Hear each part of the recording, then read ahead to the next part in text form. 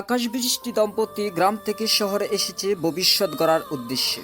তারা মনে মনে প্ল্যানিং করেছে তারা দুজন যদি চাকরি বাকরি করতে পারে, একজনের টাকা দিয়ে চলে ফিরে যাবে, অন্যজনের টাকাটা সঞ্চয় করবে।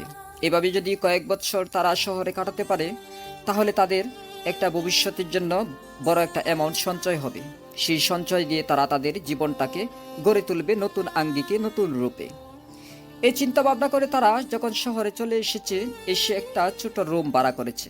তারপর সারাদিন ধরে গ্রাম থেকে টুকটাক ব্যবহারের যে জিনিসপত্র নিয়ে এসেছিল সেগুলো এই রুমের ভিতরে সাজাতে শুরু করলো। সারাদিন অনেক পরিশ্রম করার পর তারা যখন ক্লান্ত হয়ে পড়লো, তখন তারা রাতে খুব দ্রুতই খাওয়া দাওয়া করে ঘুমিয়ে পড়লো। পরের দিন ঘুম থেকে উঠে নাস্তা করে বাহিরে বেরিয়ে পড়লো চাকরির সন্ধানে। তারা দুজনেই তেমন পড়াশোনা করেনি, সুতরাং খুব ভালো চাকরি পাবে না, এটা তারা ভালো করেই জানে। ছোটখাটো কোনো কাজের জন্যই তারা দাঁড়ে দাঁড়ে ঘুরতে থাকলো। একটা সময় আকাশ একটা বাড়ির সিকিউরিটি গার্ড হিসাবে নিয়োজিত হওয়ার জন্য একটা চাকরি পেয়ে গেল। অন্যদিকে বৃষ্টিও ঘুরতে ঘুরতে একটা গার্মেন্টসের চাকরি পেয়ে গেল। তাদের মুখে এবার হাসি ফুটে উঠল। আমরা যেই উদ্দেশ্য নিয়ে এসেছিলাম এটা সত্যি হতে শুরু করে দিয়েছে। তাদের দুজনের মনে ছিল অনাবিল সুখ, শান্তি, আনন্দের সম্ভার। তারা এভাবেই জীবনযাপন করতেছিল। যখন কোনো ছুটির দিন আসতো, তখন পাশের বাড়াটিয়া বাড়িওয়ালা বাড়িওয়ালিদের সাথে মিলেমিশে গল্পগুজব করে সময়টাকে কাটিয়ে ফেলতো। কখনো কখনো তাদের ভিতরে মান অভিমান হতো, আবার যখন সেই মান অভিমানের শেষ হতো, জবানিকাপাত হতো, ইতি ঘটে যেত, তখন তাদের ভালোবাসার গভীরতা যেন অনেক বেশি বেড়ে যেত। তখন তাদের সেই সুখময় যেই মুহূর্ত আসতো, সেটা যেন অনেক বেশি স্মৃতিমধুর হয়ে উঠত। এভাবেই তাদের সময় কাটতেছিল। দেখতে দেখতে একটা জায়গায় যখন অনেক দিন তারা থাকতেছিল, তাই অনেক বেশি মানুষের সাথে যেন আপনজনদের মতো একটা সম্পর্ক গড়ে উঠল।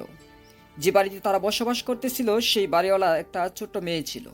সেই মেয়েটি প্রায় বৃষ্টির সমবয়সী, তাই তাদের সাথে অনেক বেশি মিশতে সেই মেয়েটি পছন্দ করে। মেয়েটির নাম ছিল বর্ষা। বর্ষা অল্প বয়সী হলেও দেখতে বেশ সুন্দরী ছিল এবং অনেক চঞ্চল ছিল। তাই তাদের সাথে বৃষ্টি, আকাশ, বর্ষা একসাথে অনেক বেশি কথা বলতো, আড্ডা দিত, হাসাহাসি করত, সময় কাটাতো।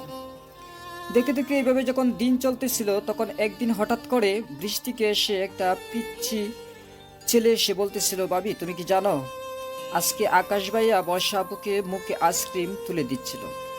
এটা শুনে বৃষ্টি প্রথমে হেসে উঠল, কিন্তু পরক্ষণেই তার মনে কিরকম যেন একটা অনুভব হলো।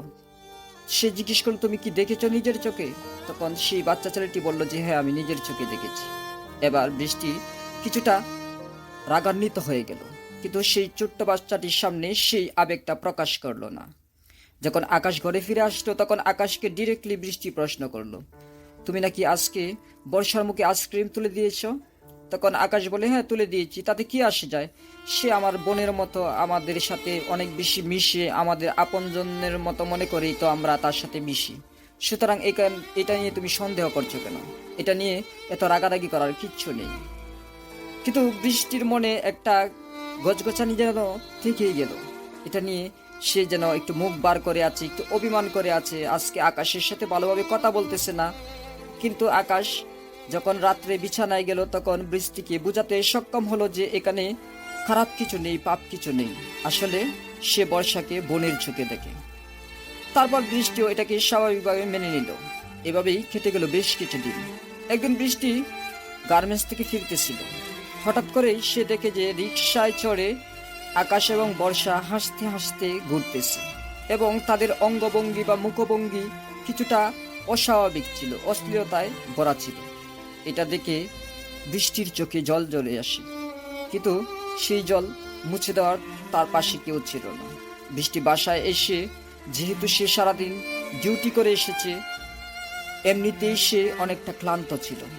আর এরকম স্বামীর একটা পরিস্থিতি দেখে সে কিছুতেই মেনে নিতে পারতেছিল না। সে বুঝতে পারতেছে না কি করবে। সে কি চিৎকার করে কান্না করবে, নাকি মুখ বার করে বসে থাকবে, নাকি আকাশ আসার পর তার সাথে ঝগড়াঝাটি করবে, নাকি তাকে বুঝিয়ে শুনিয়ে বলবে, কি যে করবে সেই এটা ভেবে পাচ্ছে না। অনেকক্ষণ পর আকাশ বাসায় আসলো। বৃষ্টি এবার শুয়ে আছে। আকাশ এসে জিজ্ঞেস করলো, কি ব্যাপার, অসময় শুয়ে আছো কেন? রান্না বান্না করতে হবে না? বৃষ্টি বলে কিছুই উত্তর দেয় না। তারপরে আকাশ আবারও ডাকে যে তোমার কি শরীর খারাপ করেছে কিনা। বৃষ্টি তখন উত্তেজিত হয়ে চিৎকার করে বলে, আমাকে তুমি কিছুই জিজ্ঞেস করবে না, আমার সাথে তুমি কথা বলবে না। আকাশ বলে, কি হয়েছে আমাকে খুলে বলো, আমাকে যদি তুমি না বলো তাহলে তো আমি বুঝতে পারবো না। বৃষ্টি বলে, আমার সামনে এখন বুকা সাজার বান করতেছো কেন? রাস্তায় যখন মেয়ে মানুষ নিয়ে রিক্সায় চড়ে ঘুরে বেড়াও তখন মনে থাকে না যে তোমার ঘরে একটা স্ত্রী রয়েছে? তোমার জন্য একটা মানুষ তার বাবা মা ভাই বোন সব ছেড়ে চলে এসেছে, তোমাকে ভালোবেসে বিয়ে করে তার সবকিছু উজাড় করে তোমাকে দিয়েছে। আকাশ এবার কিছুটা অবাক হলো, বলো, তুমি কোথায় থেকে শুনেছো? বৃষ্টি বলে, আমি কারো কাছ থেকে আজকে শুনিনি, আজকে তোমার কোনো বাহানা চলবে না, আজকে আমি নিজের চোখে দেখে এসেছি, সুতরাং আজকে তুমি যাই বলো আমি সেটা মেনে নেব না। তখন আকাশ বলে, দেখো, কিছু কিছু জিনিস দেখার মাঝেও ভুল থাকে। আমি আমার কর্মস্থল থেকে ফিরতেছিলাম, অন্যদিকে বর্ষা এই রাস্তা দিয়ে আসতেছিল, তাই তো আমি দেখে আমার সাথে রিক্সায় তুলে নিয়ে আসলাম। বৃষ্টি বলে, আমাকে আর বোকা বানানোর চেষ্টা করো না, তুমি আমাকে যতই বোঝাতে চাও আমি আর বুঝবো না।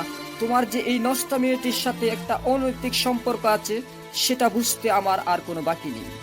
তখন আকাশ উত্তেজিত হয়ে গেল, মনে মনে ভাবলো, বাড়িওয়ালার মেয়েকে সে নষ্টা মেয়ে মানুষ বলছে, এটা যদি তাদের কানে যায় তাহলে তো তার তো সমস্যা হবে, পাশাপাশি আমারও সমস্যা হবে। সে রেগে গিয়ে বৃষ্টিকে থাপ্পড় বসিয়ে দিল। বৃষ্টি আবার কান্না করতেছে, তুমি সেই বাজে মেয়েটির জন্য আমার গায়ে হাত তুললে, অথচ তোমাকে আমি জীবনের চাইতে বেশি ভালোবাসি। তুমি আজ থেকে সেই বাজে মেয়েটিকে নিয়ে থাকো, আমি তোমার জীবন ছেড়ে চলে যাব। আকাশ বৃষ্টিকে থামানোর জন্য আরো কয়েকটা খিল ঘুষি মারলো, বৃষ্টি কিছুতেই থামতেছে না। এদিকে তাদের চিৎকার চেঁচামেচি চলে যায় বাড়িওয়ালার কানে। বাড়িওয়ালা তাদের দরজায় এসে টোকা দেয়। আকাশ দরজা খুলে দেওয়ার পর বাড়িওয়ালা আবার দমকাতে থাকে, তোমাদের সংসারে তোমরা ঝগড়াঝাটি করবে, তাতে আমাদের কিছু আসে যায় না, কিন্তু আমার নিষ্পাপ নিষ্কলঙ্ক বাচ্চা মেয়েটিকে নিয়ে তোমরা কথা বলো, এই অধিকার তোমাদেরকে কে দিয়েছে? তোমরা নিচু জাতের মানুষ, বস্তির মানুষ, টুকাই, তোমরা তোমাদের ভাবনা চিন্তাও তেমনি নিকৃষ্ট, তেমনি নিচু। আর ভবিষ্যতে যদি আমার মেয়ের সম্বন্ধে এরকম কোনো বাজে কথা বলো তাহলে যে তোমাদেরকে আমি কি করব সেটা তোমরা কল্পনাও করতে পারবা না। তোমাদেরকে প্রয়োজনে আমি জেলে ঢুকিয়ে ছাড়বো, মানহানির মামলা করে দেব তোমাদের নামে। এরকম ধমক দিয়ে তারপর বাড়িওয়ালা চলে যায়। এবার আকাশ বলল, শান্তি হয়েছে তোমার? তৃপ্তি পেয়েছ, সুখ পেয়েছ, আনন্দ পেয়েছ, আর কি চাও তুমি? এবার তোমার জন্য বাড়িওয়ালা নিজেও এসে আমাদেরকে গালমন্দ করে গেল। বৃষ্টি বলে, তোমার চরিত্রের জন্য এগুলো শুনতে হচ্ছে। তাদের ভিতরে এভাবে তর্ক বিতর্ক জমে ওঠে। আকাশ নিজেকে কন্ট্রোল করতে পারে না, একটা সময় বৃষ্টিকে মারতে থাকে অনবরত। অনেক বেশি মার দেওয়ার ফলে আকাশের রাগ কিছুটা পানি হয়ে যায়। তারপর দুজনেই নাকিয়ে ঘুমিয়ে পড়ে।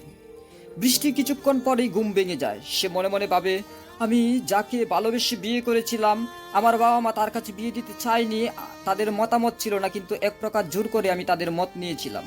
যার হাত ধরে আমি বাড়িঘর ছেড়ে চলে এসেছি সেই আজকে আমার নাই। আমার কোলে কোনো সন্তানও নাই যে স্বামী না থাকলেও আমি সেই সন্তানের মুখ চেয়ে সারাটা জীবন কাটিয়ে দেব। অন্যদিকে আমি বাবা মার কাছেও ফিরে যেতে পারবো না, যেহেতু আমার নিজের পছন্দে বিয়ে করেছিলাম। এই জীবনটা নিয়ে আমি কি করব? এই জীবনের কি মূল্য আছে? এই জীবনের যে কোনো দাম নেই, কচু পাতার পানির মতো আমার এই জীবন। এরকম চিন্তা ভাবনা করে সে বসে বসে ভাবছে কি করা যায়। সারা রাত কেটে গেলে সে ঘুমাতে পারেনি। আকাশ সকালবেলা ঘুম থেকে উঠে ফ্রেশ হয়ে নাস্তা না করেই তার কাজের জন্য চাকরির সেই জায়গায় চলে যায়। অন্যদিকে বৃষ্টি ঘুম থেকে উঠে মনে মনে ভাবতেছে এইসব কথাই। সে মনে মনে ভাবতেছে, আমার এই জীবনটা অর্থহীন, মূল্যহীন, আমার এই জীবনের কোনো দাম নাই। আমি যাকে ভালোবেসে সবকিছু উজাড় করে দিয়েছি সে আমার ভালোবাসায় সন্তুষ্ট না, সে অন্য নারীর প্রতি আকৃষ্ট। সুতরাং আমার এই জীবনটা রাখার কোনো প্রয়োজনই নাই। এই কথা ভেবে সে ঘরের দরজা বন্ধ করে ওড়নায় গলা পেঁচিয়ে সেই ওড়নাটাকে ঘরের অ্যাঙ্গেলের সাথে ঝুলিয়ে দিয়ে সে গলায় ফাঁস দিয়ে আত্মহত্যা করে ফেলল। এইভাবেই পরকীয়ার জন্য, নষ্ট প্রেমের জন্য, কিংবা মানুষের অনৈতিক সম্পর্কের জন্য অনেক নিষ্পাপ নির্দোষ মানুষ পৃথিবী ছেড়ে চলে যায়। অনেক গল্প হয়তোবা আমাদের সামনে ফুটে ওঠে না, আমাদের সামনে তুলে ধরা হয় না। অনেক গল্প হয়তোবা আমাদের না জানার ফলে অন্যরকমভাবে প্রভাবিত করা হয়। তো ফ্রেন্ডস, আজকে আমার এই গল্প কাহিনী কেমন লেগেছে অবশ্যই কমেন্টস করে জানাতে বলবেন না। যদি সামান্যতম ভালো লেগে থাকে তাহলে ভিডিওতে একটি লাইক দিয়ে বন্ধু বান্ধবের সাথে শেয়ার করবেন। আপনি যদি আমাদের নতুন শ্রোতা দর্শক হয়ে থাকেন তাহলে চ্যানেলটি সাবস্ক্রাইব করে বেল আইকন প্রেস করে রাখুন, তবে নিত্য নতুন ভিডিও সবার আগে পেয়ে যাবেন।